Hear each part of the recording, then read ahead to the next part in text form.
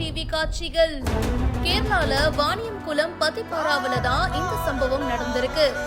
இந்த காரு கட்டுப்பாட்டை இழந்திருக்கு அப்படின்னு சொல்லப்படுது. பத்திப்பாரா பெட்ரோல் பங்க் முன்னாடி இந்த விபத்து ஏற்பட்டிருக்கு. காலையில 6:30 மணி அளவுல இந்த விபத்து நடந்திருக்கலாம் அப்படின்னு கூறப்படுது.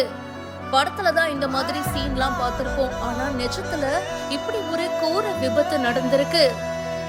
அந்த காரு அப்படியே சுத்தி சாலையோரத்துல இருக்கிற தடுப்பு சுவர்ல மோதி இருக்கு. நல்ல வேலையா சாலையில அப்போன்னு பார்த்து வேற எந்த வண்டியும் வரலங்க. அதனால ஒரு பெரிய விபத்து தவிர்க்கப்பட்டிருக்கு. விபத்து ஏற்பட்டப்போ இந்த கார் ஒட்டப்பாலத்துல இருந்து குளக்குளிக்க போயிட்டு இருந்திருக்கு அப்படின்னு சொல்றாங்க. இந்த விபத்து சம்பந்தமான சிசிடிவி காட்சிகள் இப்ப வெளியாகி பரபரப்பை ஏற்படுத்தி இருக்கு.